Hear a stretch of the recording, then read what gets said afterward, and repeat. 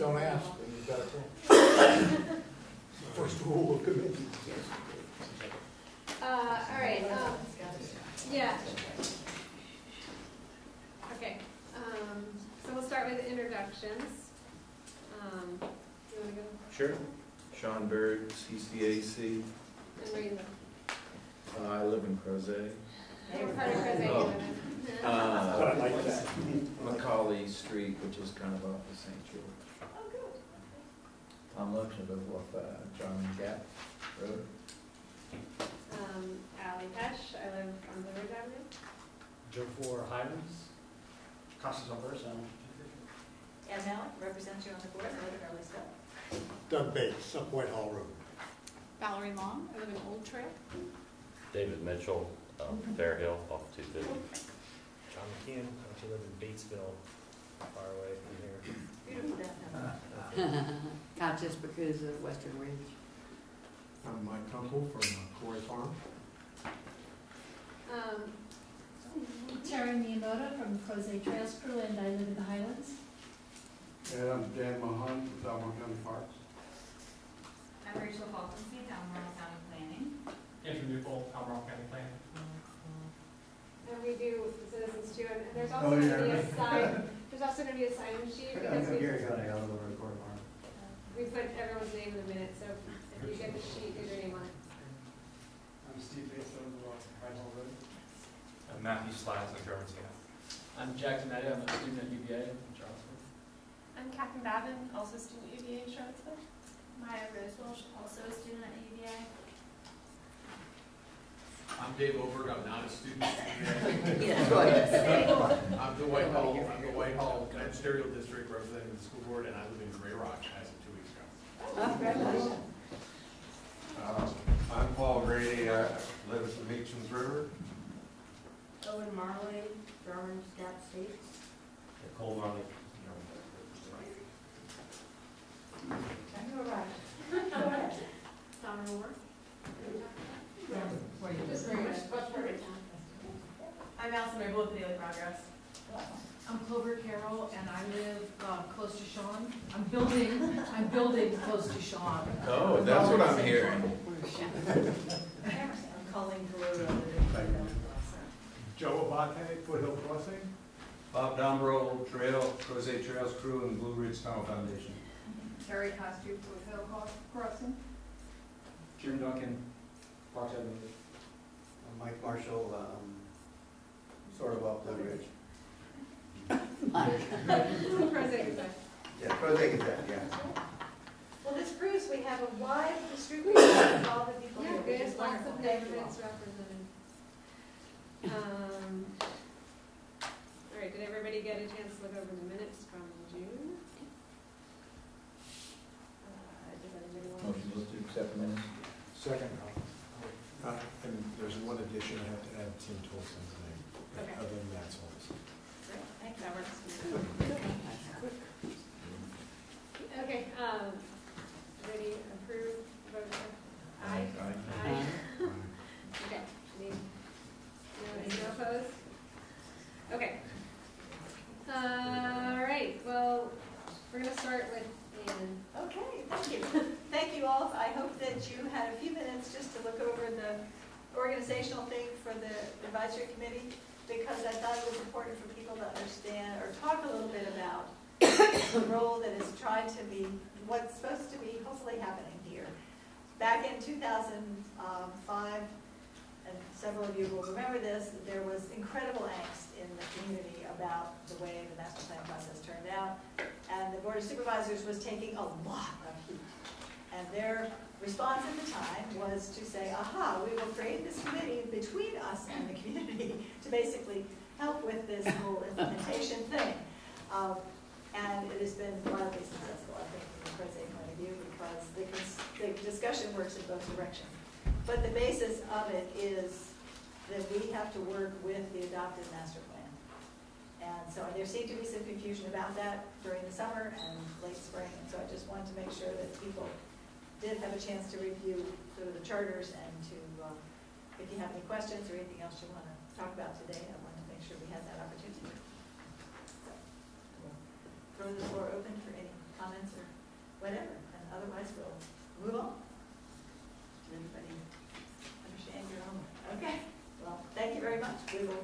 we start to go astray again, we'll bring it back again. Thank you very much.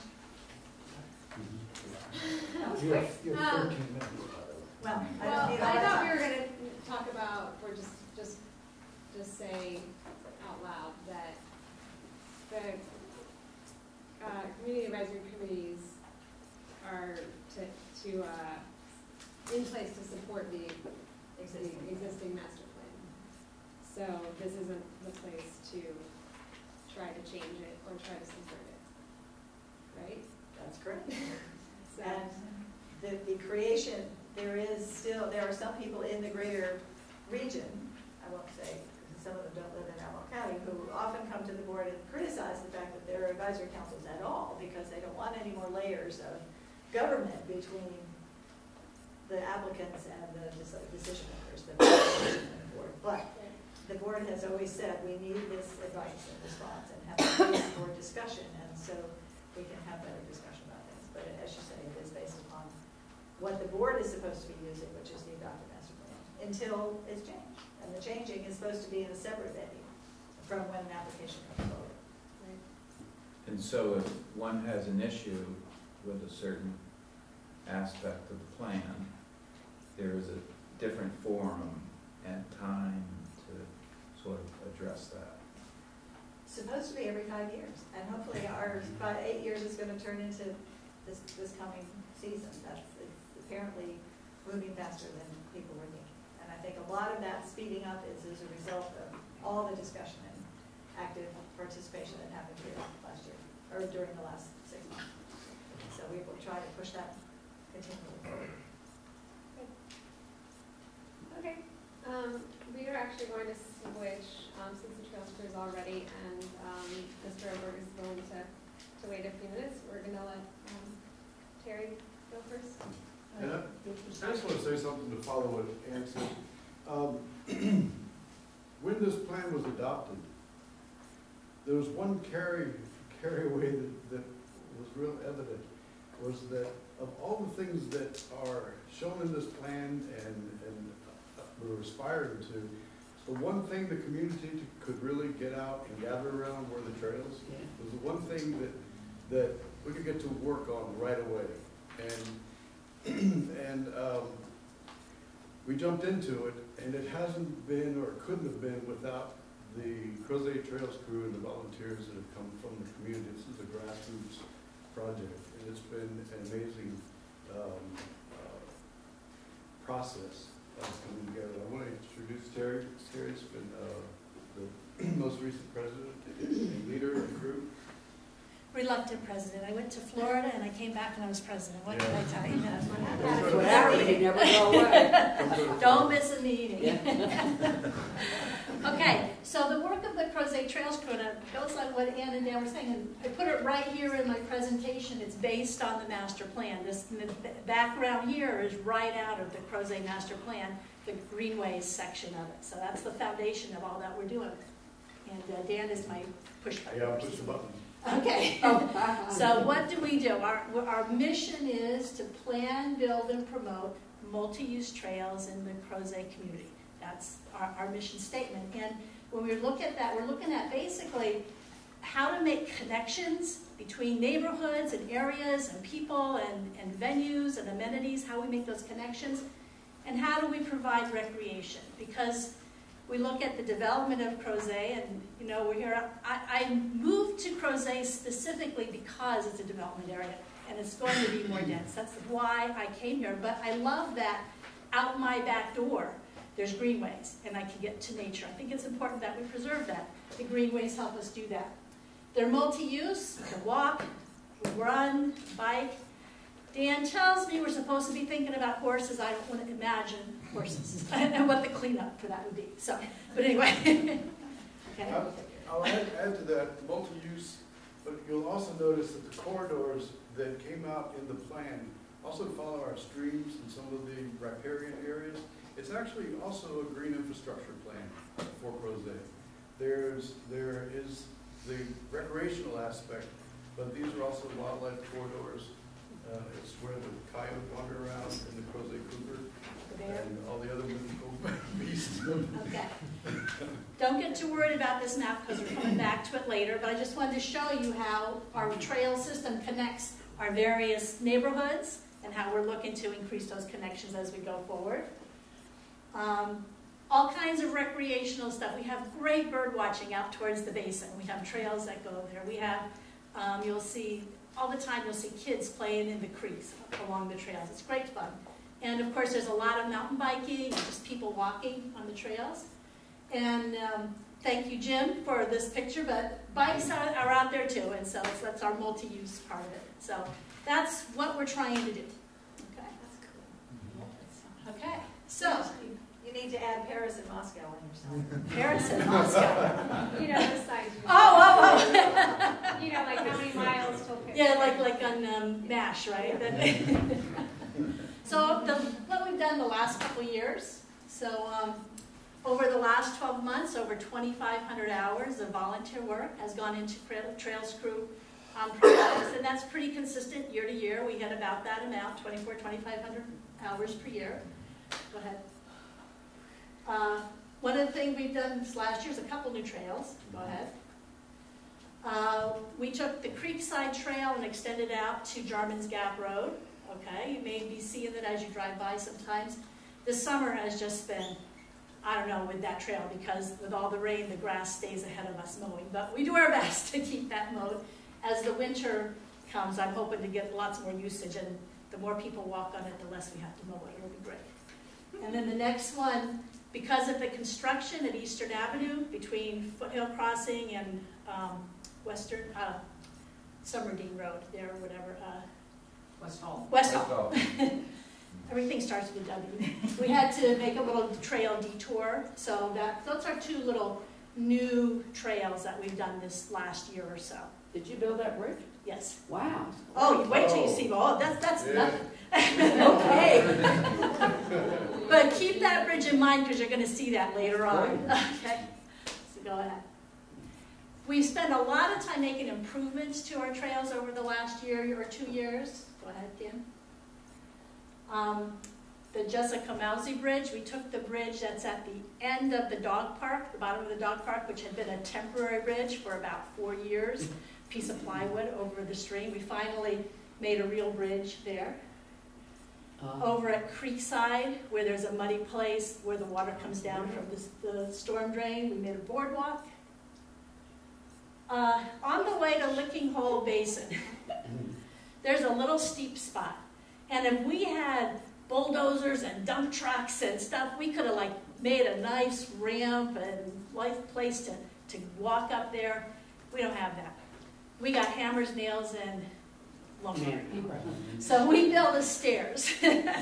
Now, the problem, of course, is here I said we have multi-use trails, we had to have bikes, and I built the stairs in the middle of it. But we did provide a ramp so you can roll your bike up, okay? Maybe someday we'll be able to make a better thing, but for now, it's a place that people were falling pretty frequently. Now we've fixed that, okay?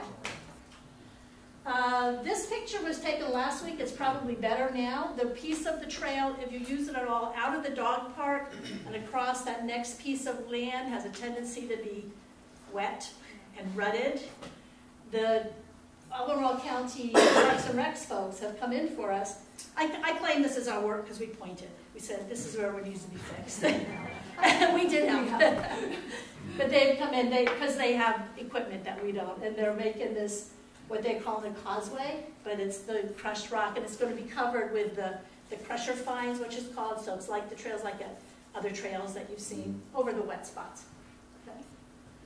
There's a little bridge over near Western Ridge. Every time there was a big rain, we'd have to go down to the stream and drag it back up the hill, but we fixed that. We made a new one that actually has footing, so we don't have to do that anymore. What we have found is we've done all these bridges.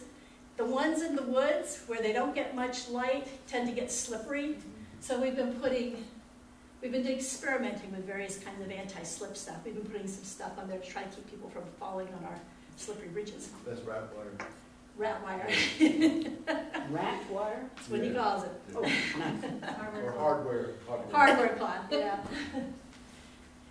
We've started about 1.5 years putting out our signs, our wayfinding signs, and we're continuing to do that. And this does a lot of things. Number one, it helps people not get lost. But most important, it makes the trail official. It's like if you're walking down the street and you see like here's a Crozet Greenway sign, you know that you're allowed to go there. You're not wondering, oh, is this somebody's private property or what? So it makes them more visible and it makes them more accessible. All right. Ongoing maintenance that we're doing all the time. This is a whole lot of our 2,500 hours. Mowing and pruning. We just like, especially in the summer, especially this summer, holy smoke. We've been out there with our mowers and our pruners and we still can't keep up. It's going to stop raining eventually. But we do a lot of that. Go ahead, Dan.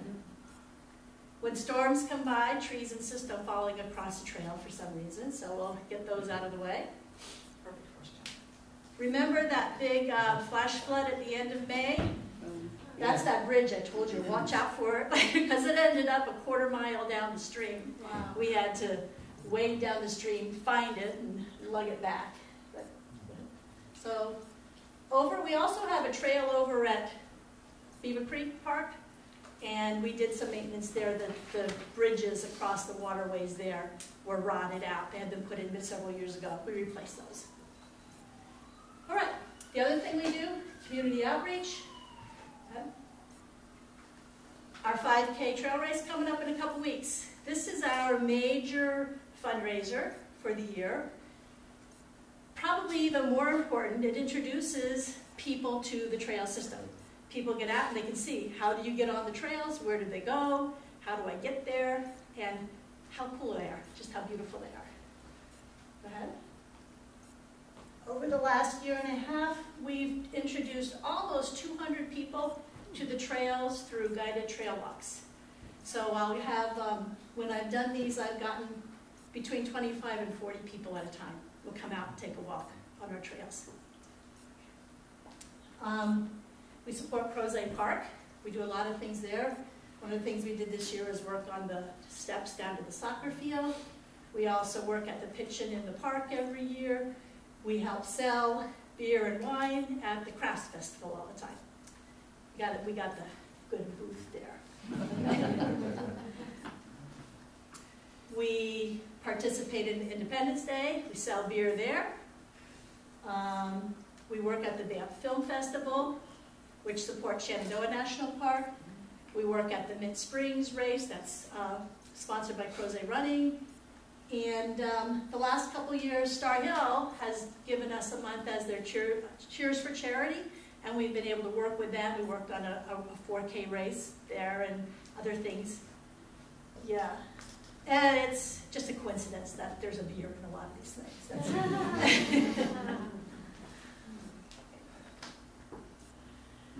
We have a web page.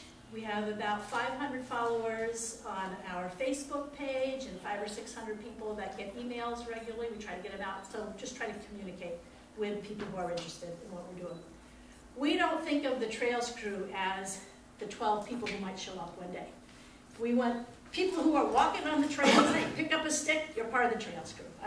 We're just like, as many people who can do things, want to help out, call yourself part of the Trails crew. We're happy to have you come.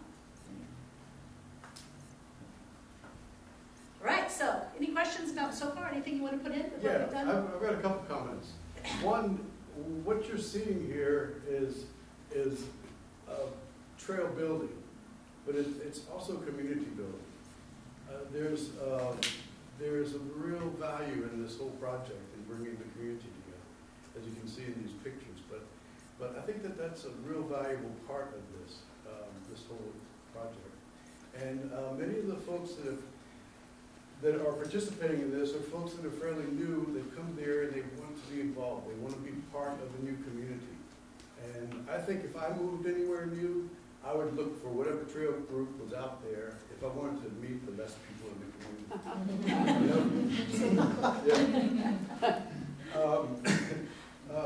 I do want to say a couple things. These folks work me pretty hard. You mentioned about the signage. and having a placeness and direction and places to go. Well, as you can see from the overall, the plan that you showed, the trails themselves, there's gaps, there's pieces that we still need to put together. And I'm constantly there right behind me, you know, we need this connection, we need this. And it takes time, but they keep me focused. I'm working in other areas, Pantops, all over the county. And if I could replicate what this group is doing elsewhere, I really think it'd be a great value. I do want to say that with Biscuit Run coming online, one of the things that we're looking at and engaging the community there and actually working with all of our trail systems, we're creating a trail ambassador program, which it's going to be a volunteer effort.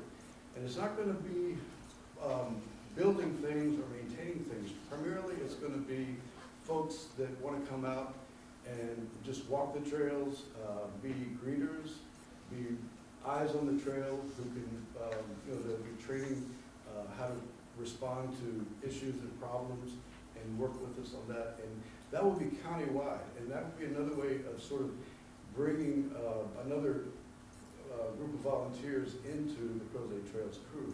Folks that don't necessarily want to come out and do the sweat equity, but they want to be part of the project.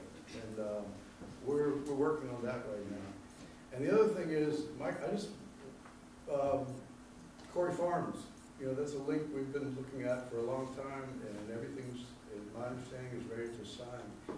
That's an important piece, that one of those keys to the system that will connect the community to shopping area. And that's coming up on our next slide, so maybe you could go ahead and go to that. So. I'm sorry.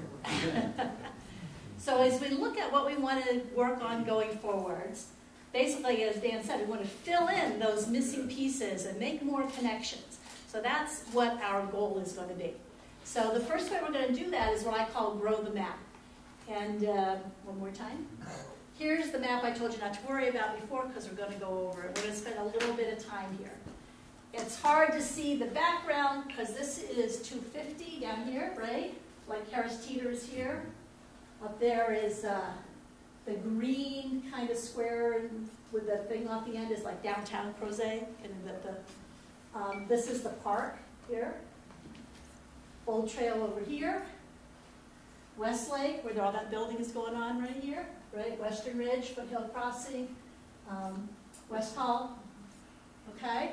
So do you kind of see where we are, right? We have this big connector trail that connects these neighborhoods, and an arm of it goes out to Lickinghole Basin out here. Okay, so there's like a lake out there that you can only get to by walking. There's no way to drive there. It's wonderful. Ultimately, the Crozet Connector Trail, as it emerged in the master plan, is to connect Mint Springs to Lickinghole Basin. Is the two anchors to have a safe connection off-road where you can ride a bike and walk. See, I didn't even know that. Here's the trail around Old Trail called Lindy Bain Loop. This is how I have it mapped. To be honest, they keep moving things over there, so I'm not 100% sure exactly where things are right here. Up here is the Creekside Trail up at the north end of Old Trail. Goes along Lickinghole Creek up out to Jarman's Gap Road. Okay, so you can see obviously there's a little piece we want to put here. The people in Fox Chase have asked to get onto the trail system. That means a bridge over Lickinghole Creek. This is the Corey Farms connection. And don't worry about these red lines as to exactly where they go. They're just a straight line from end to end. This isn't where the trail is going. This connection to Corey Farms so we can get out to autos and stuff like that. Another bridge over Lickinghole Creek is needed for that. And that's what we've been sitting on Dan a lot to work on. Chesterfield Landing, that new one over there off Crozet Avenue, we're hoping to connect them. They've built a trail in the development down to the creek. We want to try to get connected over there. We'd love to get from the trail where it comes into the park here up to like here, the library, that's what this red line is, somehow to do that. Here, across Crozet Avenue is the Meadows, that we sometimes meet there. We'd like to be able to get them connected into the old trail loop here. We have a problem. This kind of looks like it's coming through. Crozet Avenue goes right through here, and it's not pedestrian friendly. We don't want to have a way to make people get killed as they try to cross from here to here. So we have to be a little bit careful about what's going on there. And then up here, it's where the View is getting built, those apartments up at, if I were taller, I could point to it, that end.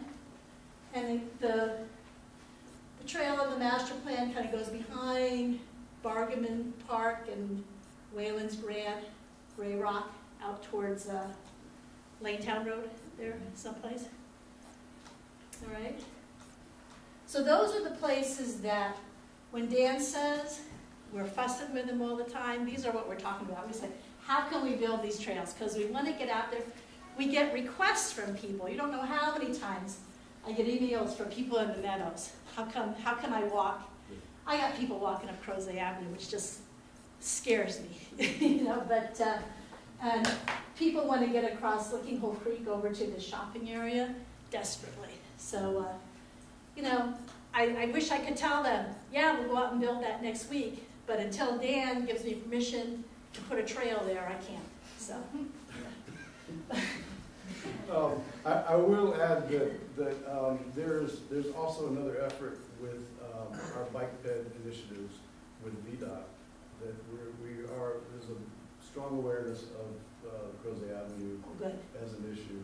And so there's another layer of pedestrian life that is sort of outside the Greenway corridor, but it's complementary and it's ongoing. Well, certainly once Eastern Avenue goes through, that's going to alleviate some of that, at least at the eastern part of town. You know. I'd also like to mention, when I first started doing this, our working with the development community was really difficult. It was challenging because there wasn't an understanding that it was a desirable thing, that it was a good thing.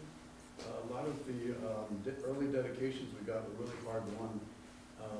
That's changed dramatically, and especially with the Stanley Martin projects, they came to us at one point and said, we want to build out the whole master plan because it is the thing that is making this community important for people.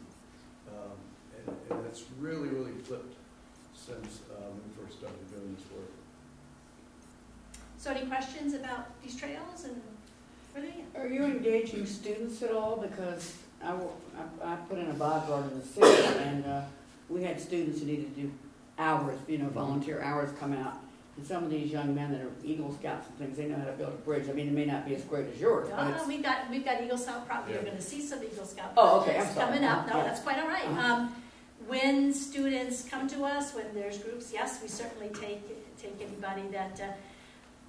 The issue I have is when I get a message from a teacher and say, I have 60 kids who need to be busy this morning. Oh, yeah, well. I just can't supervise 60 kids working on the trail. You know, I just can't do it. She just wants a break. we pick that up. Our staff picks that up every now and then with certain days. There's the 9th grade class. Yeah. At one point they come out in huge droves.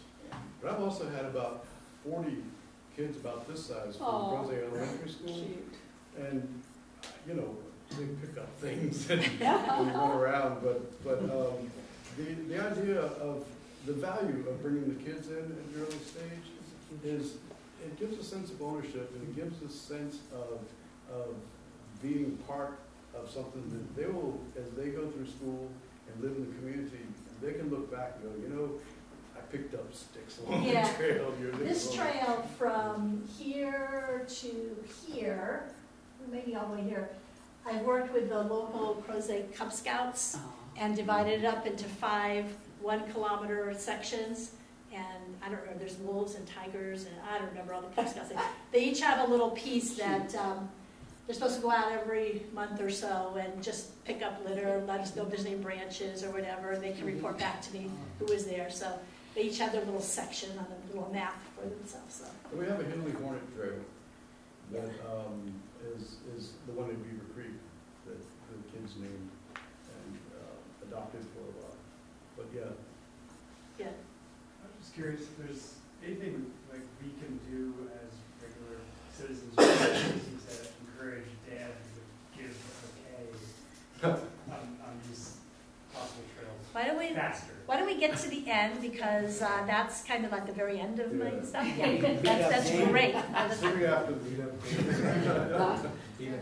Yeah, beat up Dan. Can I just ask one Yeah. quick question? Yeah. Given the traffic issues getting to the schools, particularly on 250, I've always thought that it would be great to connect Henley Western by trail, walking or biking, so the kids have an option. The parents can sort of say hit the trail instead of sitting in the car in traffic. Yeah, that's in the plan, That's right? that's part of our initiative. And if you go behind, if you drop down behind Henley, there's a trail system that was an initiative by teachers years ago, but we've been further enhancing that and working on making that connection stronger. But Safe Routes to School is in the background of this effort. And it's just, you know, it's a matter of developing the history of use and letting folks know about the connections. There's some steep areas that are a little bit challenging, but that is something we're paying attention to. Okay, why don't we? Yeah. Okay, so that's one of the things we're working on. The other thing, trails are good and greenways are good, and it's great to have places that the trails go to and the greenways go to. The next one. So placemaking. This is a terrible picture. I managed to get, I think, one rock in focus in this picture. but I love it because we were down working on the trails, and this family brought their kids to play in Lickinghole Creek. And I just thought, what a great thing. So we have a few acres, the county has a few acres in West Hall. If you go down the trail from Nicolette Court, down the hill towards the creek, there's a few acres. Dan is talking about having us turn that into what we call a pocket park. So not parking, not electricity or anything, but a place to go. And that's right along Lickinghole Creek, place for you to go and just dabble your feet in. Maybe there'll be gardens or places where you can put wildflowers or native plants or bluebird houses or whatever. But some little pocket park. There's another place, a piece of land, the piece that we put the Creekside Trail through out to Jarman's Gap Road has enough space that we could make a pocket park there. So. And that's all by intent. You know, we could have put this trail system in with a 30-foot right-of-way throughout the community. But in all of these, when we negotiated the dedications, we looked for we asked for the floodplain.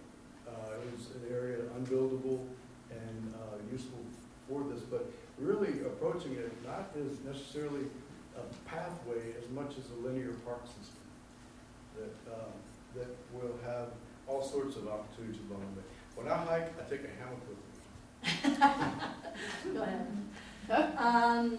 Talking about Eagle Scout project, there's a beginning of what I've got an Eagle Scout out there building a blind on Lickinghole Basin to look at the birds. You can see the bald eagle's nest from here. Is why he chose this part. You can see the eagles.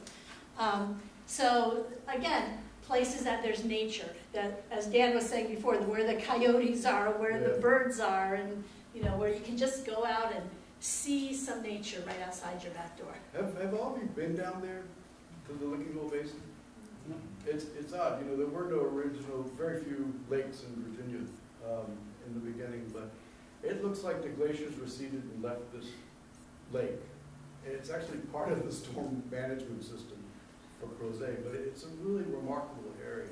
I was involved with the original plantings, and it's got a great native wildflower collection out there. So if the CCAC ever wants a guided walk down to the basin, let me know, and we'll do one. The other thing we want to start working on is Western Park Trails, okay? The plan is there. You all saw this a few months ago. I remember sitting here in this room talking about. So those connect to some of the trails that we've been building in Old Trail and we've been working on. So that's another place, part of our placemaking. And like the master plan, this is something we can do now. There's elements in there that are going to take a while, the rec fields and some of these elements in here, but putting the trails on the ground because of the flexibility and the lack of impact to put them in, it's one of the things that we can start moving on. Okay. And then these are, well, it's kind of my big dreams, but I think people share it. I mean, stuff, go ahead. Stuff that we can't do, but we're looking forward to. The major parts of our trails connecting, I would love to have surfaces that you could take your kid in a stroller on, that you could, if you had to go out with, I don't know, whatever, push your buggy to the grocery store or something, I don't know. Just, not all of them, because like I don't want you to be able to walk that way out to the Basin, for example, but to connect from Western Ridge to the park, I'm thinking, wow, what would the 4th of July fireworks look like afterwards if 200 or 300 families could have walked to the park on that trail instead of driving and parking in that and not being able to get out, you know, so maybe there. So someday. I did try to put that part of that in our NIFTY thing last year, right? We're looking at how do we get a trail from Crozet to Charlottesville. I call it a commuter trail because I think that it would be great for commuters, but once we get to Charlottesville, from there we can connect to Richmond. From there you can connect to the East Coast Greenway, which goes Maine to Florida. Like, wow, just like, it's like the Hobbit. You go out your door and you never know where it ends, right? So that's a dream that I have. And then of course we keep talking about the trail to the Blue Ridge Tunnel. How can we get there? So yeah, these aren't things that Crozet Trails Crew is going to do with our hammers and nails and our lumber, but stuff we're working on and supporting, and we're working in various groups to try to get these done. Okay. That's a risk management issue, getting strollers over here. Okay. Good job. So, challenges, why we haven't done all this stuff and how it's going to go ahead. So the first thing, as Dan said, Money. no, it's not even money, but go ahead. It's property rights. How do we get permission to put trails where they're in the master plan? One of the things that I didn't realize when I first started looking at the master plan is just because the trail is on the master plan doesn't mean that the property is actually acquired to build a trail there. The easements are there. So getting those done. Well, it's a little bit, I think it's a little bit, what's the right word? It's misleading to look at the master plan and say, here's where all these trails are going to be, but we don't actually have permission to build them there. You know, so that's an issue. So all that zoning, surveys, negotiating with developers, with neighbors, and whatever, it just takes a lot of time. It takes a lot of us beating on Dan and other stuff. And I've got a theory. It takes a stack of paper trail about this high to build about a mile of trail on the ground. There's a lot of paperwork in the background.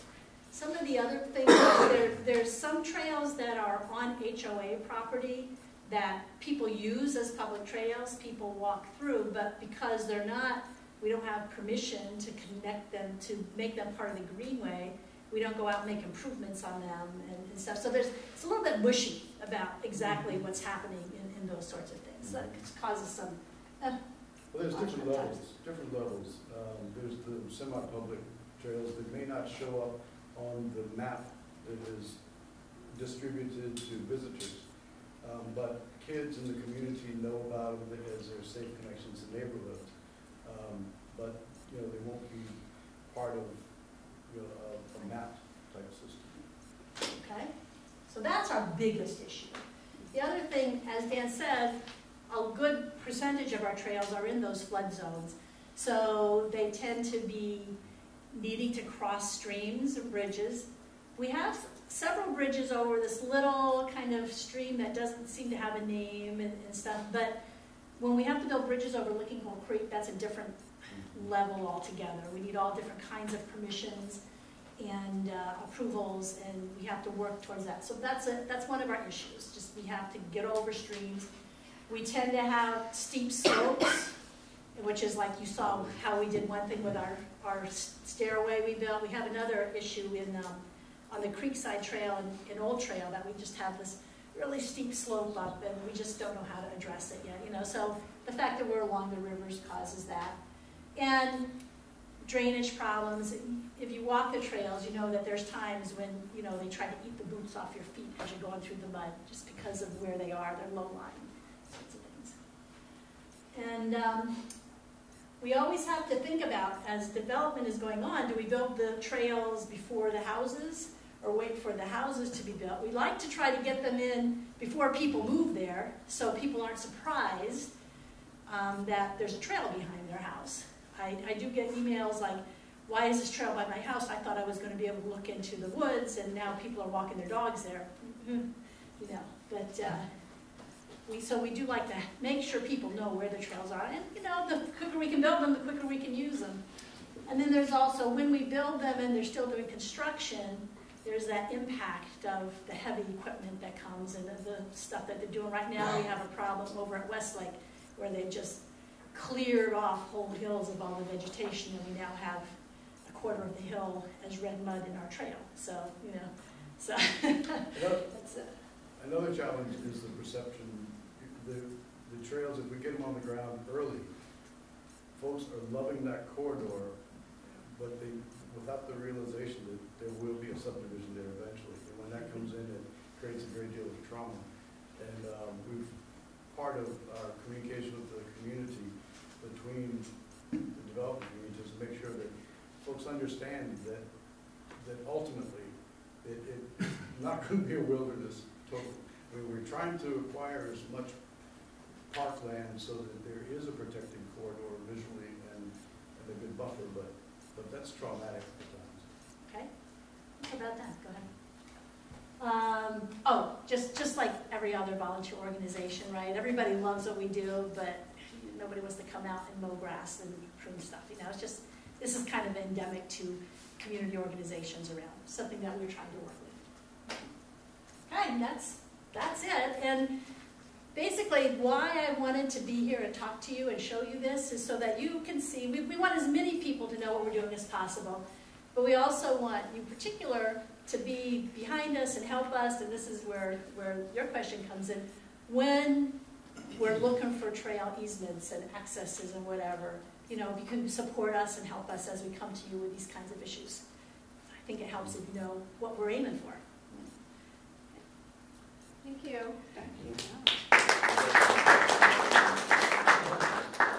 One thing I think is worth mentioning is Terri has been very great about documenting the trails on our website, CrozetTrailsCrew.org. So you don't have to wait for a lot of this to come to fruition. What you can do basically is go out to the website. There's a section that says find a trail, and a lot of these are already documented in there. And Terri, don't we have over 7 miles of documented legitimate trails right now? We have about 7 miles. They're not all mapped because that Lindy Bain loop is, I have no idea what's going on with that. But other than that. So the point is, though, that there's a lot of miles out there that you can go out and experience right now. And, we don't expect just because you show up for a work day, we publish work days, you can get on the email list. And Clover Carroll, our secretary, puts people on there. You can go to the website and request your name to be on there. And we don't expect you to show up every time. We appreciate anyone who does show up. So it's really volunteers that make the difference. And I want to make one more point too, is that which Terri and Dan alluded to and talked about. Dan covers this whole county. We pester the heck out of him, and I know that. And he's got broad shoulders, but we're constantly asking him to do things. So we appreciate all that he does for us. Even though we may be the most active trails organization in the county, it has a lot to do with him too, to make sure that we get the easements, because if we build a trail on something that hasn't been negotiated with the county, that could be a liability issue, and obviously we don't want to do that. The third thing I want to mention was partnerships. We do have partnerships with several organizations besides the county, As Dan mentioned earlier, Stanley Martin has been very, very supportive. They're a developer. Corn Capshaw's company, was it Riverbend? Yeah, Riverbend, and we work with them as well. And in Old Trail, Dave Brockman, who's the guy on the ground for Marsh Mountain Properties, we've negotiated where we created a nature trail, which was part of that Lindy Bain loop.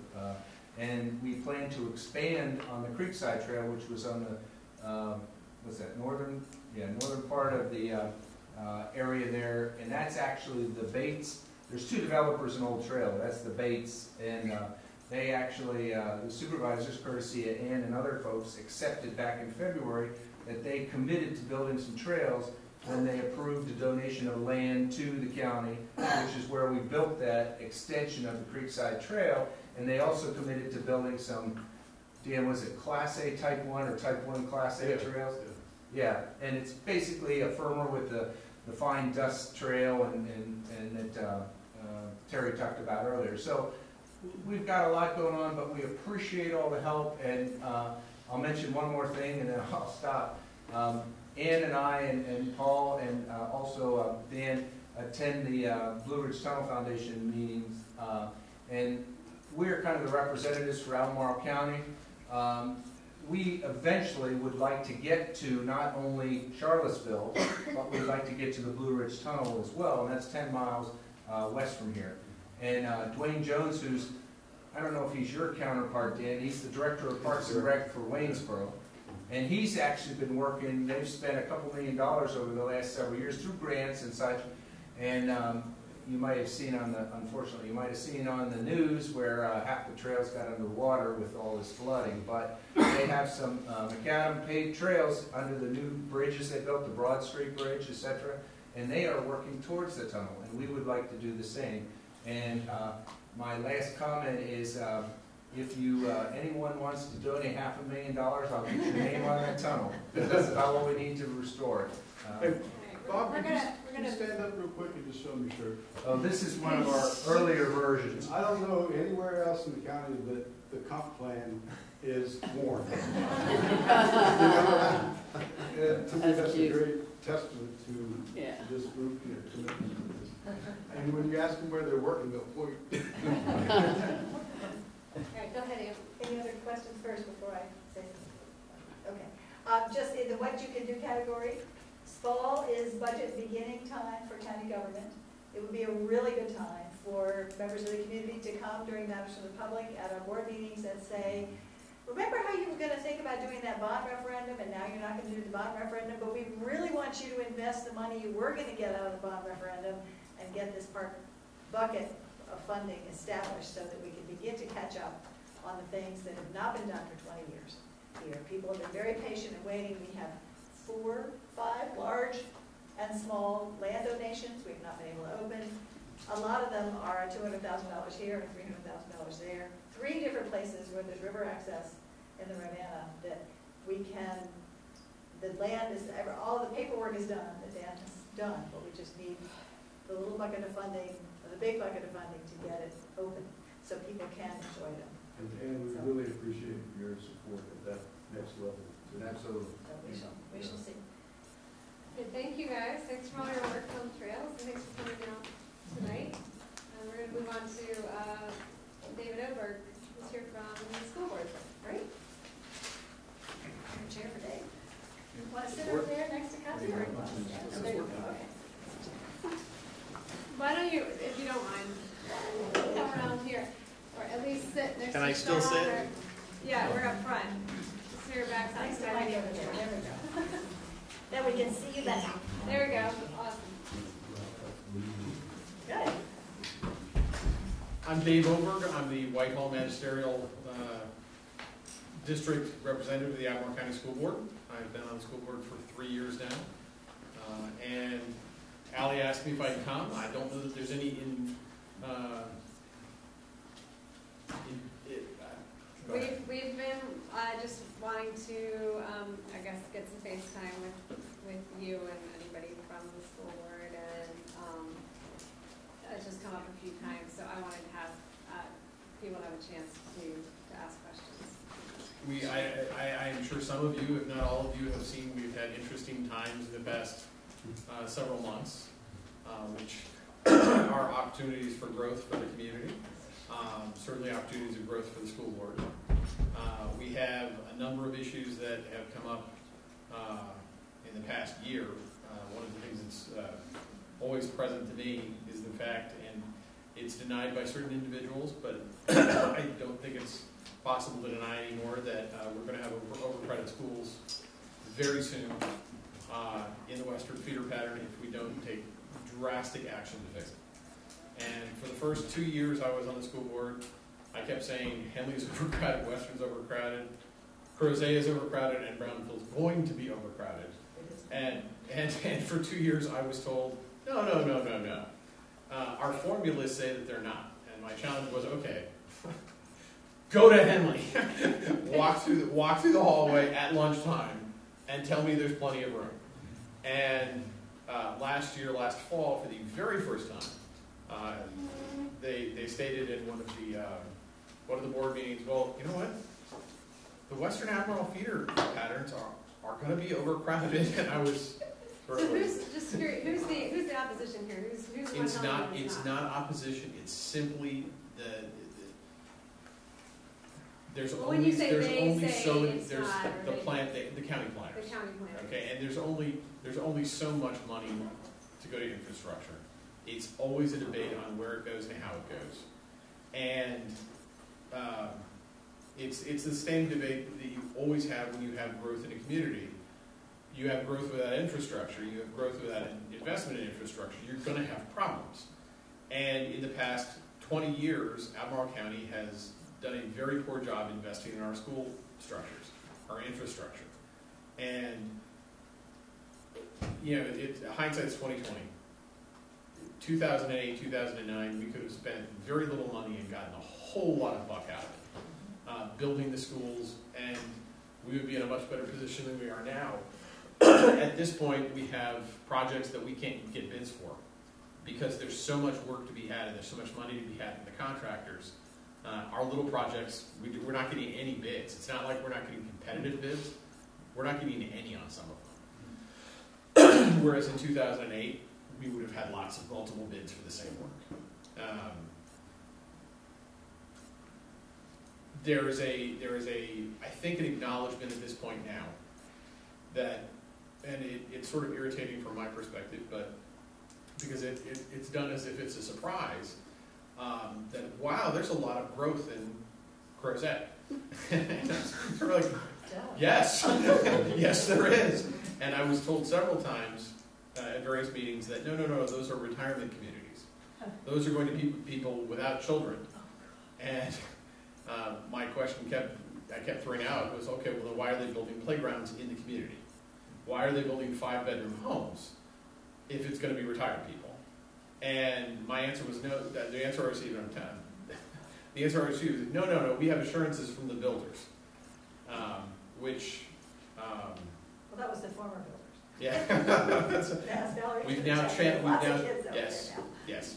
There will be no children at Old Trail. There will be no children at the apartment complex that's going up currently on Jarman's Gap. There will be no children there. The View. So what's the solution? I was quoted or misquoted by the Daily Progress 2 years ago, and I said if we don't plan now for 10 years out, Albemarle County Schools are going to be a train wreck. The quote that I received in the Daily Progress was, Oberg says schools are a train wreck.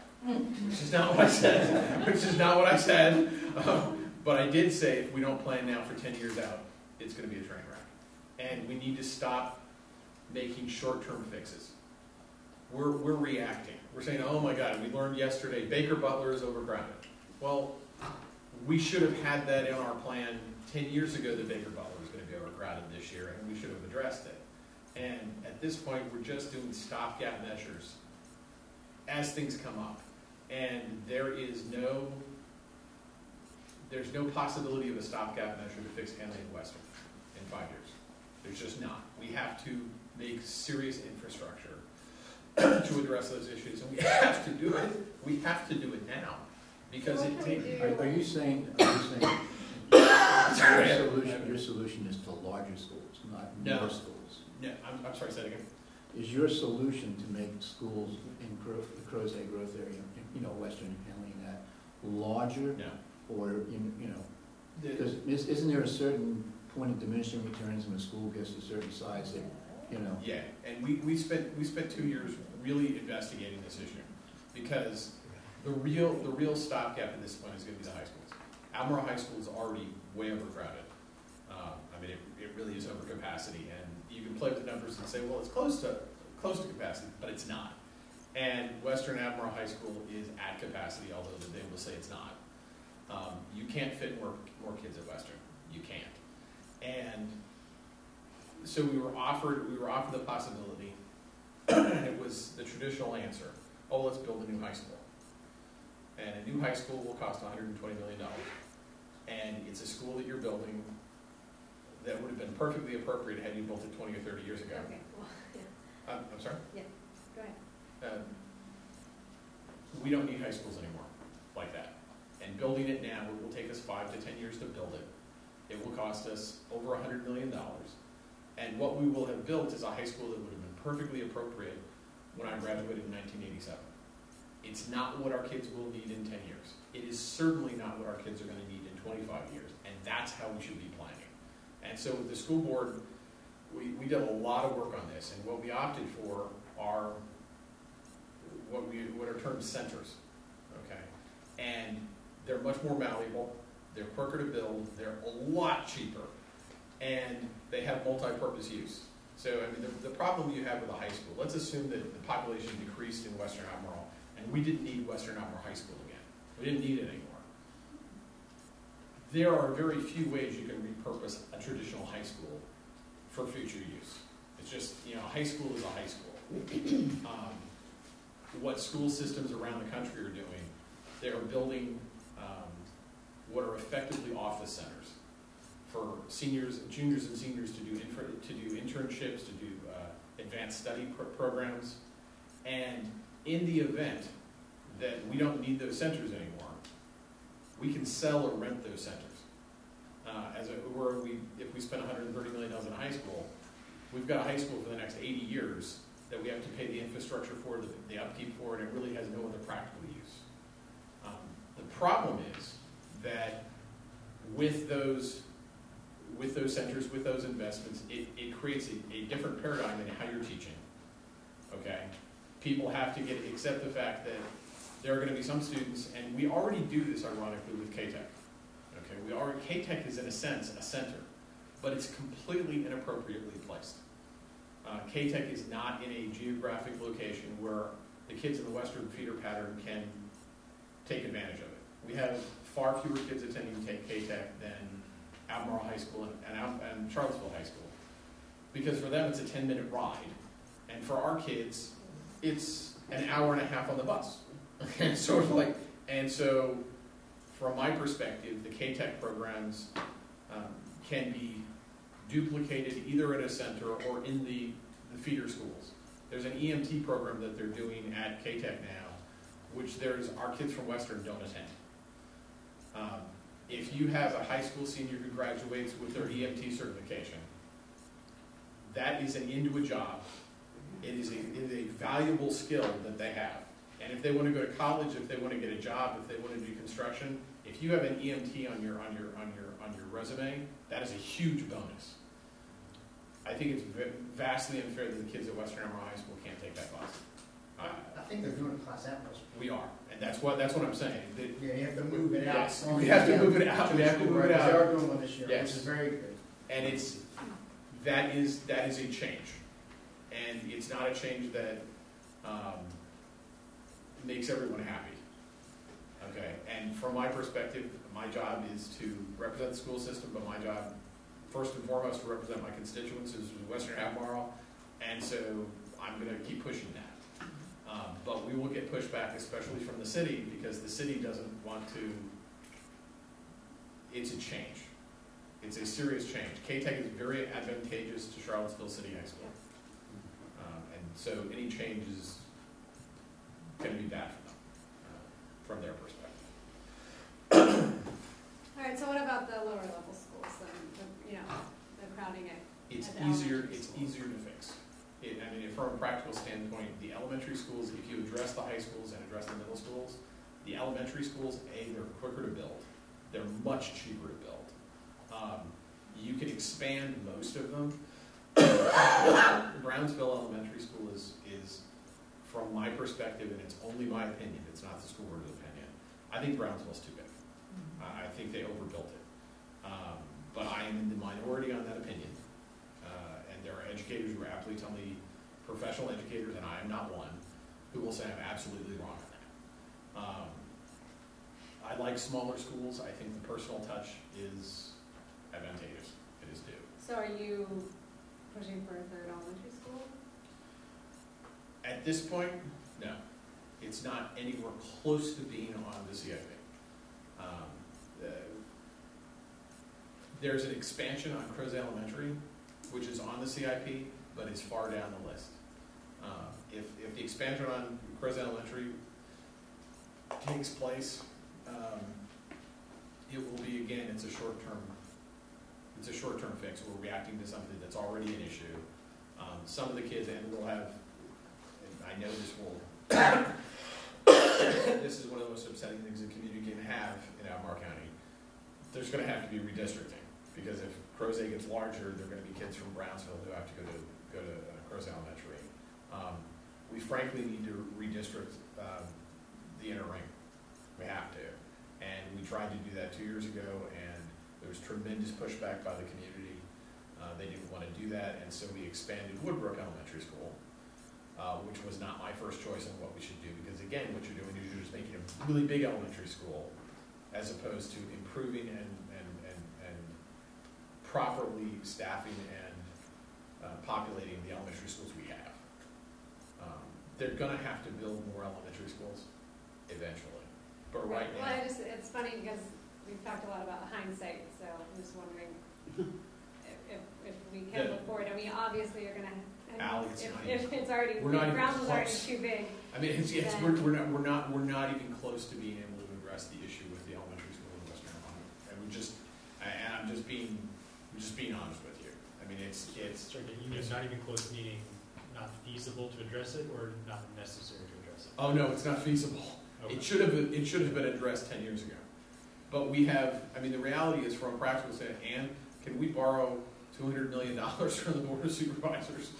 Because if we can, I can answer very well. Yeah.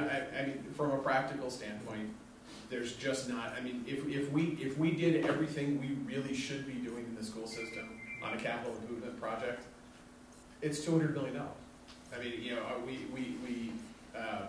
to get funded what we really absolutely need to have funded right now, it's $96 million, and that's just that. We went to the Board of Supervisors. We talked to the Board of Supervisors. We're going to continue to talk to the Board of Supervisors. But we were told we're going to have half that. And half of that is like, well, I built half a school. Half a school is not really worth anything.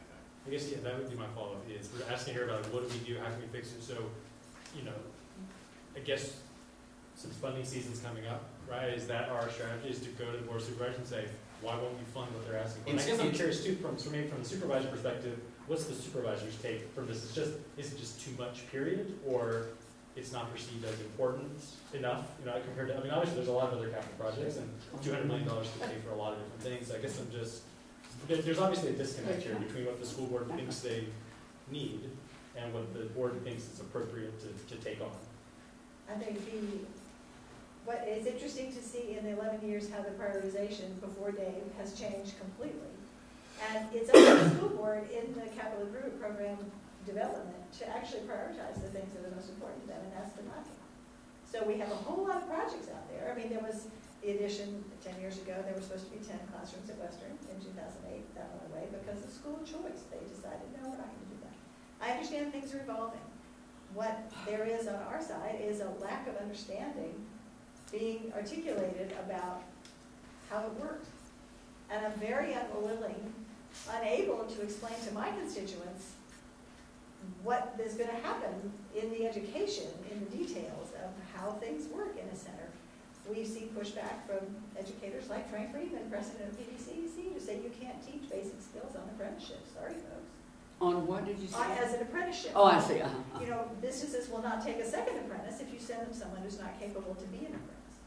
So this is all part of this discussion that I really hope we will get some more answers. And hopefully this year you will have time to develop that, which was the goal that I understood was going to happen this year. We're having a deep dive, is my understanding, Yeah. in 3 weeks, something So like that. if you can explain it to us, then I'll be able to explain it to myself and explain it to others when people are having a cow, because 7 cents increase on the tax rate is a huge amount of money. Yes, Please it's not understand. it's not just an amount. I mean, so it sounds like it's not just, you know, it's too much money. It's a lot of money being used in ways that that the board's not sure is the best way to actually go about addressing Well, the we issue. just don't know what really the details. It just also sounds like there hasn't been agreement at the school board. What's wrong with the school As to board? how to prioritize. We're terrible. Why We are not? terrible. You're being silly. I So we know. can agree on a solution. Can't you agree? I'm not sure what you were meaning, we don't have agreement on the school board.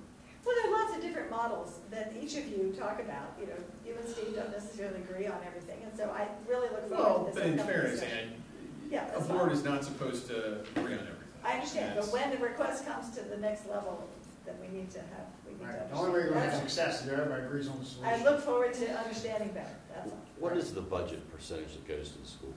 Wasn't that set, wasn't there an agreement that came up There where is like a customary division of new money, new money? which is 60% of new revenue, which really in effect is more like 70 because of the so many local government departments who do work for the schools. So it's more What's like defined 70% as of that. Pardon? New. What's defined as new? Increases Well, in increased revenue an assessment? above the base year, above the previous year. Okay, So I got you. that's one model for sure. Capital, which is in most jurisdictions is covered as part of school budget, is actually covered separately. School buses, which used to be school budget, are now covered under capital. So there's a tremendous amount of money. I mean, when I came on the board in 2008, the school budget was $147 million, and last year it was $188 million. So that is a lot of So change. that's like operational? That's operational for that. So not Is that the capital improvements and No, not the that's school not bus capital. now? That's not capital. And real That's- quick, that's buses operational. and fleet now comes under capital. The No. buses, their fleet, their Fleet maintenance is under operational, but the buses buying them. buying the buses is now capital. So that moved out of operation. So it is a very large investment already. Albemarle County schools have done a great job. They're recognized as number 2 in the state. And supposedly, according to what I read in the newspaper. So I think that there are excellent schools and are doing very well. And as I said earlier, this county has people who have very, very limited means, and they have people who have unlimited means, and everything in between. And one of the pacts I made with myself was not to be cavalier and create a situation where our old people have to go to Waynesboro or someplace cheaper when they're 85 years old, because we are just running wild with everything here. The costs are certainly going up, but we try to be as frugal as we can, because there are people for whom an extra $50 or $100 is going to push them over the edge. And then they're in need of some other affordable housing because they lose their own house. So it is a very complicated discussion. But that's the answer. That's why it's a matter of prioritization within the community. If we had $200 million, I could tell you, yes, we can get 10 years ahead, and we can plan and have the infrastructure we need. It's not a practical reality that that's going to happen. And so, you know, we were posed with a $40-some million bond referendum that we could propose to the community. And the school board said, look, that doesn't get us what we need. We need to go back to the drawing board. And sort of like, if instead of putting up a bond referendum, which we knew was gonna not do what we needed to get it done, my perspective, and I said this on the record, I'd rather do something slowly, correctly, than do something fast that I know is wrong. And so there are consequences to that. You know, if you're going to do it right, sometimes you have to take a step back. But the reality is that when you do that, it slows things down. So we're gonna take another swing at it and see what we can do.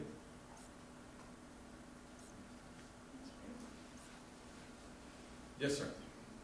Question about the growth, and this goes over the last couple of years, but at one point, Crozet was going to be 20-some thousand people by some year, and I don't remember the year so far. 2030, okay. And round numbers at 7,500 now, plus minus 1,000 probably. And I see a lot of this building coming online that it seems like the last couple of years especially. And granted, I'm biased because I was only looking at the plats for trails and stuff, but I counted 14 active developments in the Crozet growth area, which will generate roughly 750 residents, assuming one person per resident, over the next 2 to 5 years. Now, I'm curious to see what your growth numbers are, what you've been told, or what you're planning for, because that means Crozet will grow by 30% in the next 2 to 5 years. And I don't know, I mean, Mike may be more informed about that than me or Ann, but I see that and it's like, wow, something's got to change, something's got to happen. So I hear you talking about, and this is a terrible analogy, but rearranging the deck chairs on the Titanic. But the bottom line is that there must be some growth numbers out there. Are they? Are there? Absolutely. And do we know what they are? Yes, we know that in 10 years we're going to have a catastrophe. Well, that's yeah, just, I mean, that's the simplest answer. The simplest answer I can give you is that in 10 years, our high schools will all be way over capacity. Albemarle High School is going to be several hundred students over capacity, which is like an elementary school. I mean, it's like you take all the kids from an elementary school and fit them in a high school that doesn't have space for it. Western Albemarle High School is actually theoretically okay for the next few years. And then it goes to 50 people over capacity, and then it goes to 125 people over capacity. And you can't intelligently, from my perspective, go further out than 5 years. I do not believe that those numbers are correct. I believe it's going to be a lot more people than that. Okay, so those numbers are showing great growth, and as Ann shared, that somebody needs to educate the people that make these decisions and see what the cost is. Whether the decision's made to go with the cost or not, that's a different thing. But who is doing that? Meaning educating, obviously the supervisors have a big hand in this. Obviously the school board has a big hand in this. The Board of Supervisors, the way the budgeting process works, the CIP is entirely with the Board of Supervisors, okay? The school board proposes what we want to spend money on and how much we want to spend and how we want to spend it. But we don't have control over the money that comes in from the Board of Supervisors on capital improvement projects. And as a school board member, I think all the money should be spent on the schools. But if I was the fire chief, I would disagree with that. And if I was in charge of the sheriff's office, I would disagree with that. And so, you know, Ann's job is to get in and negotiate with all the different interest groups to say, okay, well, and, you know, the park money, the money to work on the trails is CIP funding. And so from my perspective, I say, hey, look, we need a new elementary school, and the trails will say, well, yeah, but we want that bridge that you told us 10 years ago you were going to build. And so it's a constant, and you know, I'm very fortunate to be on the school board because I only have to look after my piece of the pie. Do you know what I'm saying? I can say, this is what we need. And it's up to the Board of Supervisors to split the baby. I mean, you know, do you hear what I'm saying? I mean, so I from Ann's perspective, I can say what the school board says we need, what we believe we need. And I can say, hey, look, I think you should stop all growth development in Crozet. I don't believe that, but I kind of believe that. Well, that's not going to happen. But it's not going to happen, and it's not my job. It's sort of like, I don't have any authority to say that. What I can say is, if you keep bringing people in, this will be the consequences to our schools. And you need to either invest in more schools or accept the fact that our kids are going to be attending schools that are overcrowded. And this is a priority for the community. An active, vibrant community, education is one of the foundations of that. There's no question about that. It comes down to, yeah, people don't want to throw money away, especially when, as Ann pointed out, raising tax rate 7 cents per, 100 evaluation. I mean, people are going to go through the roof on So we put the bond referendum before the public a year ago, and it passed with more than 70%. So it's, But it was you know, tiny in comparison. Please understand, it was tiny in comparison. from my perspective, there's absolutely community support, especially, and I get it, kids with young, I mean, Allie's got a much bigger pony in this ride than I do, because my child in 3 years is going to be graduated anyway. Okay, if you've got kids who are entering kindergarten right now, looking at what's going to happen at Western Albemarle ought to be very concerning to you. And as a community member, I think it ought to be concerning to all of us. But I also recognize the fact that it's more pressing to the people who have young kids. It's going to impact them more directly. And if your kids have graduated and mine will be off to college, I like to think I'll still care. Okay, but I understand that not everyone will. And so it's a community importance, but it is a balancing act. Do people want to pay for it? And I'll just make one note about the trails. From what Andy shared with me before, is there hasn't been any increase in that in roughly 10 years. Is that right, Ann? For The tax rate? the Parks and Rec. Any more money? So my point is, we've done all we've done. The volunteer and dance been stretched so thin. My point is, it's going towards things that are very vibrant. I mean, I believe, of course, trails are very important, but I believe education relative to the whole community is even more important. But that's why I asked you about the percentage growth. In other words, are we going to incur, for example, in the Crozet growth area, or the Whitehall growth area, whatever we're calling it, are we going to incur a 30% increase in students over the next 5 years, for example? You say 30% now. No, I mean, unless the numbers I've been provided are completely wrong, not 30%. And does the county supply those to you, the planners? Yes. And so and my understanding is the way they calculate those is they calculate them by some community neighborhoods are, and they call them retiring.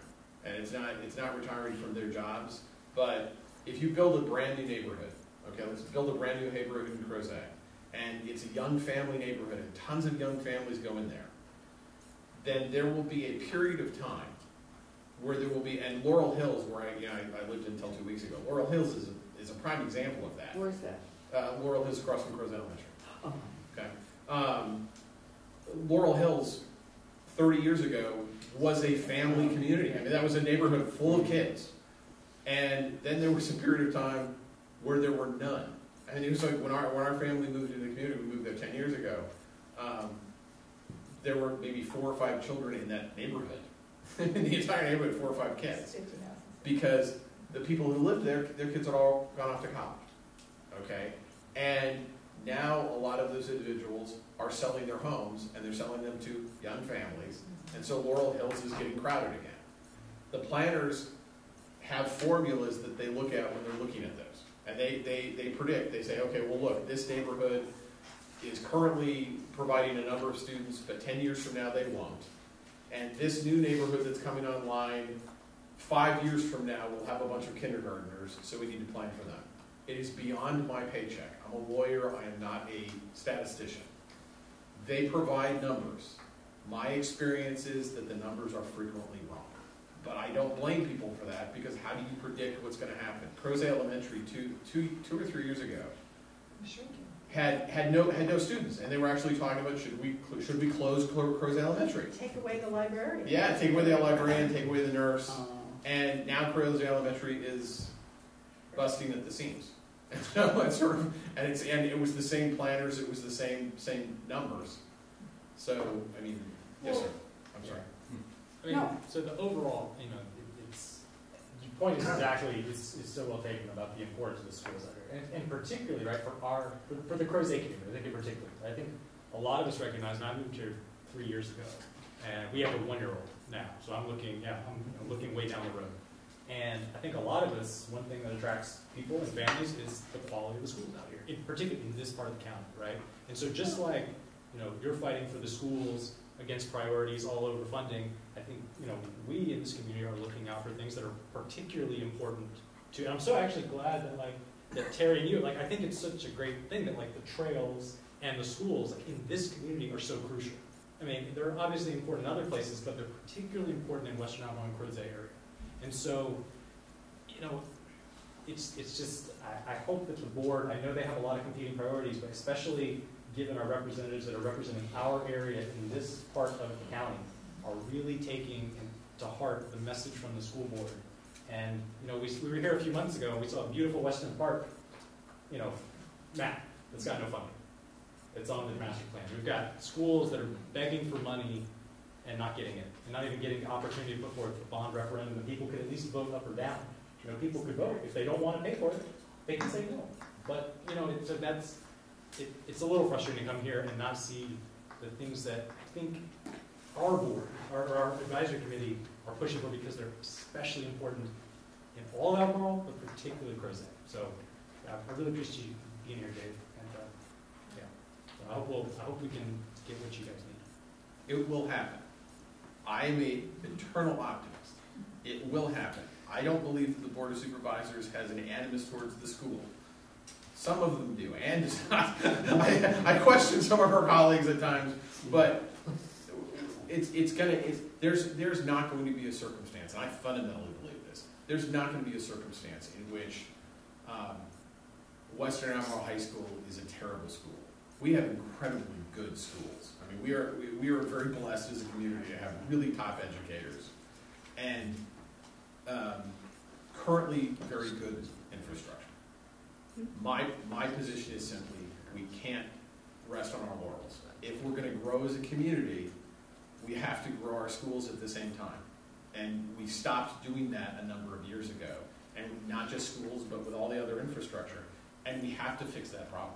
We just have to fix that. And so we're not reacting, that we're planning. Thank you. Oh, I was just going to say, of interest is that I've lived next door to a house that's owned by somebody who chose to invest in Albemarle County. Very smart. It has had 4 children in school 1 year. Okay, so that's 4. The next year it had a single doctor with no children. This year it has 2 children in school. So that's another, you know, you've got houses that people are coming and going, and you've got JAG officers that come and they educate their children. They're here for a year and they're gone, and they come again. I just find that fascinating, because you look at a bus stop. I like to look at bus stops. I like children. So I sit and look at bus stops. And, you know, you'll see there a whole bunch of them at one little bus stop, and then there'll be a few little. So I think it's fascinating. I mean, you've got a big job. I think what a lot of the community wants to hear from the school board is some sort of list of priorities. Look at the CIP. We have them. Is that, it is absolutely published. It's online. It's in front of the Board of Supervisors. But is there dollar numbers on them? Because yes, $96 million. That was the number. We put forth a $96 million bond referendum proposal. That's what we put forward. And it listed absolutely why we needed it, how we needed it, how we were going to spend it. And so those numbers are absolutely published and out there. But it was not, it went in front of the Board of Supervisors. I feel like there's some confusion within the community when these numbers are getting thrown around. 200 million, 90 million, 45 million. What would you spend $1 million on to start with? I'm sorry? What would you spend the first $1 million on? The first $1 million would, and we've spent it, is on the security at Henley.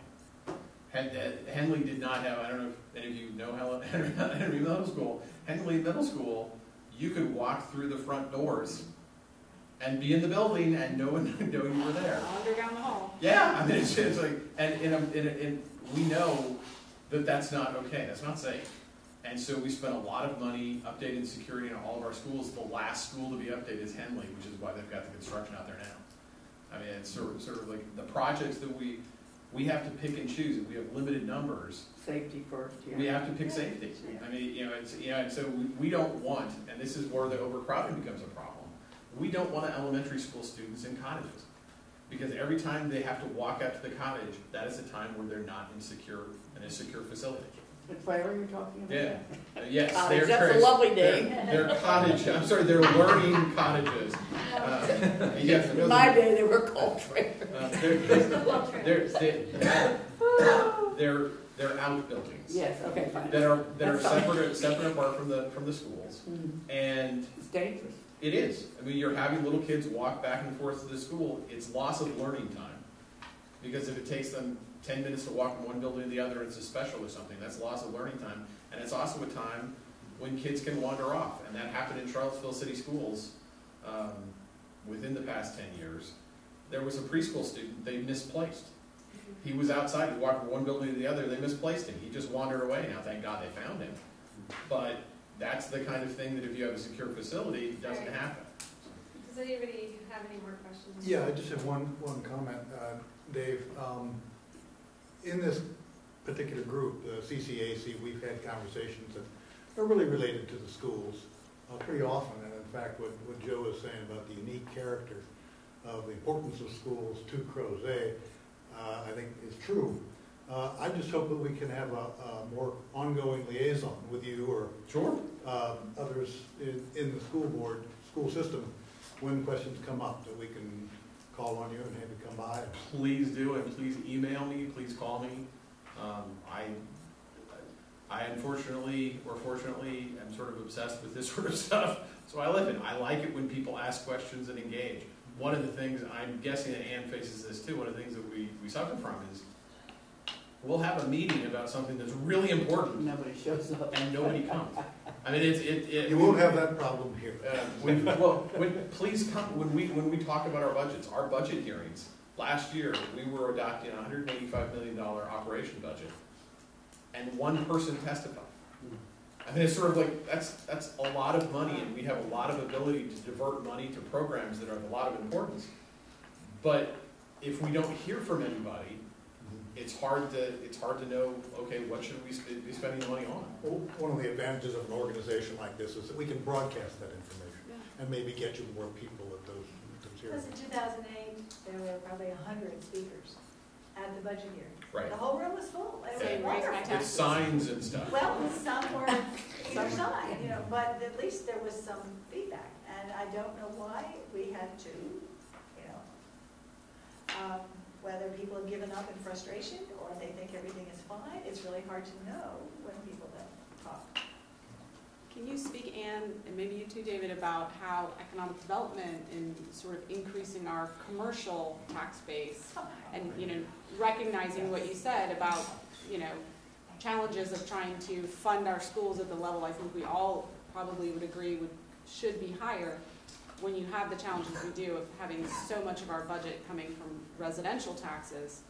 So I just see it as an opportunity to talk about, well, what can we do economic development related to help achieve those goals? Well, thank you for raising that topic because it is incredibly important and something that I would admit I'm sort of late to the party on, but I'm catching it now. We have about, in best case scenario, 20% of our revenue comes from commercial. And David will explain that 8%, I was wondering if you're going to let me say 8% of that 20% is rental apartments, which are billed as commercial but are really residences. Shouldn't count toward. Compared to Hanover, which has true commercial 30%. And right. So we are So we are way behind the 8 ball, which is why over the last 5 years at least, we have been creeping and crawling baby steps toward trying to do something different to get a different result. Because for the previous 20 years, we did the same thing wanting a different result. So that is why there are small, very targeted, highly remunerative investments made in businesses to keep them here, get them here, most importantly, keep them here, because we have, and the Willow Tree success that you may have heard about in the newspaper over the last week or two is a phenomenal example. There's a Western graduate who has gotten his 2 years through PDCC. He came up to me at the Willow Tree party and said, "I got the greatest job, this is so wonderful." And he's so excited, but this is perfect. He's truly gifted in this field, and he's so excited to be able to stay here and not have to schlep off to some other big city to try to get a job. So that is an important thing. The Orange Dot project that was done through the Chamber first and then PDCC has had 3 iterations now about the numbers of families in every district, but I focus in on the Whitehall District ones who both parents are working. They cannot have a sustainable income to feed their kids. It is just, there are 620 families in the Whitehall District last year, 450 2 years before that. So that to me was just an incredibly powerful bit of information that we have to do whatever we can to facilitate career ladder jobs and better ability for people to work in this modern economy, which is completely different from the one I grew up in. I mean, when I was in high school, boy, you took a 5-minute phone call and you had a summer job. And now the 30-somethings are taking the 20-something jobs, and the 20-somethings are taking the high school kids' jobs, and so it just sucks. But we really have to encourage, without demolishing all the quality of life things that we all live here for. Because I do have, my philosophy that I have grown into is we're going to have everything. We're going to have a great environment, we're going to have a beautiful place to live, and we're going to have companies who want to come here or stay here because we are those things. And we have the culture that we have. So it's going to take a lot of work and a lot of trying to improve our processes and help things go better. I know the school department's trying hard to improve the way they prepare kids because it's a whole new world now that they have to do. And one of your bigger challenges is there is a percentage of kids who can teach themselves and they don't even need to be there. And there's the kids who need lots and lots of remedial help, and the state tells you you have to have higher ratios and they get a lot of help. And then there's this grand expanse of kids in the middle who are quiet and going along. And you really have to somehow figure out a way to make sure they're okay too. And it's a big, big job. One of the perspectives from me, I'm not speaking on behalf of the school board, I'm speaking on me. I think the economic development is essential to our kids because it gives them the opportunity, A, to have a job, B, to do internships. We know that graduating from high school at this point is not preparing our kids to have jobs. It's just not. And that's an uncomfortable thing, but it used to be, that's what Ann said, it used to be graduate from high school, you could get a job. But in this economy, that's just not true. And we have not done a good job as a nation preparing kids to have positions in the economy. And so, from the school board's perspective, one of the reasons we want to focus more on internships and practical ability is so that kids can have the opportunity to actually have a job when they graduate. It changes the way the academics works. It is a fundamental change. One of the issues that is, and I was dealing with my daughter an hour and 45 minutes ago about the fact, she's like, well, I have to take 4 years of math. And my daughter writes and is a drama person. And she's already taken algebra and geometry, and she's taking algebra 2 as a freshman. The reality is, under Virginia state law, she needs to take 2 total years in high school. That's all she needs for an advanced diploma because she already has two years of credits. But we have this concept of, but you have to take, she has to take advanced statistics. My daughter wants to be an actress. Advanced statistics is not something it's essential to her career. But the perspective is within the parents and the community are driving this, is that you have to take 12 AP classes and you have to take advanced physics and you have to do this. And from a practical standpoint, the reality is most of our children don't need those things. And they don't need those for college. And we have a group of children, and if you want my fundamental concern about our kids, it's not about the funding, it's not about the infrastructure. It's about the stress and the suicide rates we have at our school. What they never prepared me for, Mike, because maybe he didn't have it, the people I talked to about the school board before I became a school board member, what they did not prepare me for is the emails from children saying, I'm going to kill myself. That they email to the school board. Or the email that we receive at 2 o'clock in the morning saying, my friend just called, she's going to drink bleach. And we're talking about middle school kids. And the stress that our kids are under in middle school and high school is colossal, and it's very specific to the Crozet community. If you look at the peer review issues, Western Albemarle is super great on academics. We're fantastic on sports. We just won the award for the state for the best sports program in the state of Virginia. But our kids are incredibly stressed. They're miserable. And that's on us as a community. We got to figure out why. We got to fix that. Because, and I just told my daughter, I said, I don't care what your grade is in Algebra 2. I just don't care. I want you to be happy. Because if you're happy and you get an F in Algebra 2, I'm content.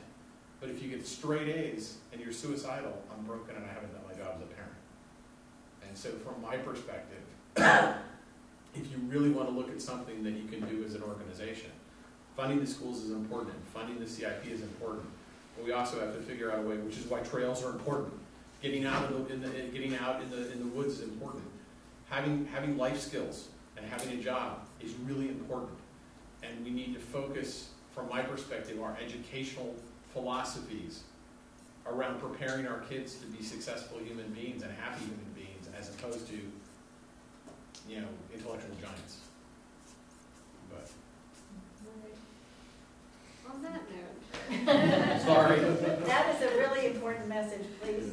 No, I say appreciate that it a over lot. and over and over again, because you have to shock Yeah. people to make them understand how terribly dangerous this is for the kids. And maybe the fact that we have so many AP classes means that they have to take some monstrous percentage of them. And this whole ruse about colleges demand this, apparently colleges don't. So somehow reprogram our calendars. Thank you. All right, thanks, everyone. Thank you.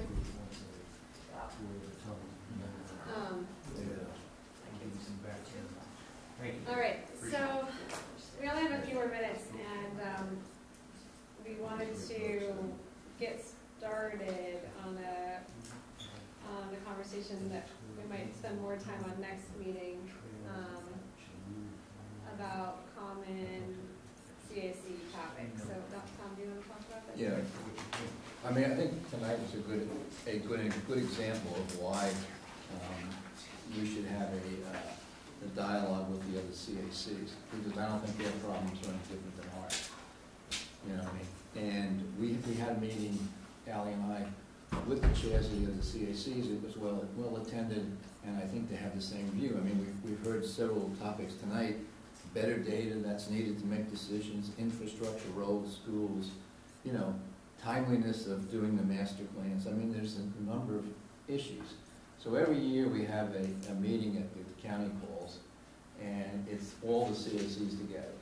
And usually it's a meeting that basically tells us about community service, what the services are for the county office, etc. But nothing ever gets done. There is no result of it. What I'd like to see us do is work with the other CACs and start to come up with an agenda, an action agenda that we can use for all the CACs for the next year.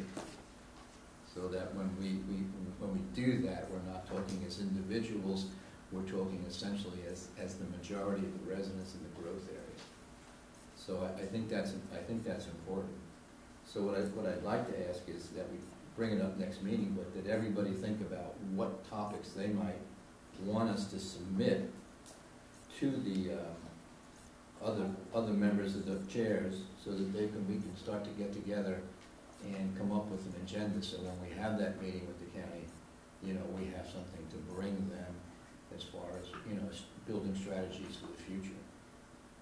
I'd rather be proactive than reactive. We don't know that we'll have one this year, so we're sort of reorganizing ourselves a little bit. Usually it's in October. If there's a strong desire to have one, we can work on getting one together, but we are not prepared to do it in October. Well, I think you guys can just get it together. Right. It'll be fine. Yeah, and that's what we need to do this. Yeah. I mean, the hope is after October we get into holidays. Oh, no, it's fine. I was just curious if there was one. Yeah, so we're That's all. thinking early next year, timing probably works better. And we'll be happy to work with you all on what that agenda we'd like to see on that agenda. So for next. So I guess everyone has homework, which is, do Right. you want to just receive?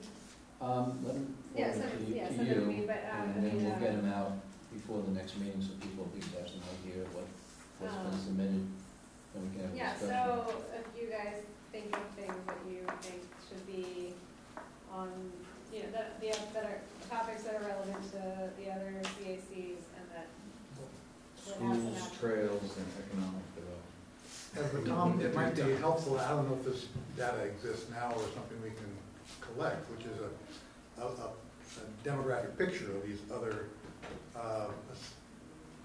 Riley 20, North 29, Ravenna, the other CACs. They have a very different composition than we do. Maybe they could share, each one could share Right, their yeah, own and little in fact, microcosm of they're what all their life is like. tightly bound together. I guess Ravenna's also actually separate from Charlottesville and its I'm more environment. interested in that there is adequate data for planning. I mean, we heard from the school board tonight that they obviously don't feel that the data now, if there's something that we need, some other software for the county that they should bring in to do better decision making, then maybe that's the answer. I don't know, but all I'm saying is that it has been a constant problem for us as long as I can remember for the CAC to get adequate data on growth in the Crozet growth area. As close as last year when Elaine was here, there was no data. They couldn't tell us, what the build out was going to be, where we were in that build out, and if we don't know that, then we can't make those plans that he was talking about. Right now, we have the view there. We just found out that Pleasant Green is going to have another 270. Well, geez, don't you think we need a plan for Main Street, that we can implement, in the future? Yeah. And if we don't start now, the funding, is going to be, when it gets that time to it. Right. My point was all along your point, which is that we need to find out the same information from the other groups. Yeah. Whether or not they actually have it. Right. Or if they're as stymied as we are. Well, that's what I said. I'd like to see. I think they were interested when we met with them, and it will be very interesting to see if there is, a similar interest or if they're disparate depending on the area. So it'll be, it will be an interesting conversation, if anything. It seems like there should be some common themes, and then there should be some local specific things too. There should be kind of two buckets. Right, and what I'm looking for is the global ones that go across all the growth areas that we can focus on as an agenda item to work with the board, and because if we don't do it together, it's what was it? I think it was. Who was it said? Better we should all have. If we don't, we'll all hang together. All surely hang separately. No, I think it was Benjamin Franklin. But I will say, were you at the joint CAC meeting last year? Yeah. I mean, she did try. I thought that was the topic of the presentation, was about growth projections. And then we broke into small groups, and she broke down her growth numbers for us. And those numbers were the best I've seen. Yeah. Right. But here's the dilemma, is that there were 4,025 units sent here by rezoning between 2004 and 2008, 4,000 plus, and a lot of those are still being built, plus the new ones that have come in. So that's where the stampede is coming from. Right. But from the planner's perspective, until the buildings are built and occupied, and you count the bedrooms, basically, there's no way to predict long ways out. Because Old Trail was approved for 2,200 units, and hopefully they'll top out at 1,000, I hope. So that's going to be a big difference. It's how it came from 25,000 to 16,000 for the build out here. 1,000's the minimum that the zoning requires. But hopefully it's probably going to be more like 1,600 or 1,700. But it was approved at 22, but now the minimum's 1,000. And the original. But we can get a range, and we can talk about how many are already approved. Right. It's continuing to evolve and get better and better. I don't want us to bash that because they're doing. That's what I was trying to say. Yeah, as that when somebody comes in at 3 to 6 and builds at 3 instead of 6, then that changes all the numbers. And that's why we always are talking about low end. Yeah, it's hard But still, you can extrapolate and see, if I extrapolate, I do it on the high end and I look at my infrastructure and say, hey, there's no way in hell. Oh, well, I mean, you can also look at the low end and say, right. Infrastructure doesn't. Well, that's true. I mean, even for 1,200 families, the infrastructure is pretty bad. Yeah. But the other thing from the school perspective is that they've mentioned every year in the joint meetings that the numbers may be pretty clear about the number of students they have, but they're never in the schools that they're expected to be in. So the numbers go up and down at the various schools. To wrap up your meeting now. We have 12 minutes. They'll be out the door now. Anyway, so that is one of the compounding things that we always have to be driving after to figure out what those numbers are. I think today was when the initial number for the county students starts, and then they have another number in 30 days, and then they go from there. This is changing all the time, but this is exciting. All right, well, I'll send a reminder for people to send those in. We'll talk about, we're going to have the DCI next month, and we'll talk about this stuff. And I will shout out one quick announcement, which is the 28th of September is the 3rd River Conference, and it will be at the Lane Auditorium, all about what 3 other communities have done along their rivers to get some ideas, and a float on the river, and a great announcement about river access on Saturday the 29th. of September. And I went to Old Trails having a end of summer community celebration in the Village Center, 4:30 to 7:30. Yeah. And it's open to the public. They're gonna have food trucks. I think Far Downers is having a food truck, and This weekend? it's this Friday, Friday. 4:30. So lots of family and community activities. Everybody's welcome and invited, so. I love help putting away chairs and tables. We need a motion to adjourn. So moved. No, we don't. No, you don't? All in favor? I've seen, okay, I've seen your name Yes, we come know. through, and I just want.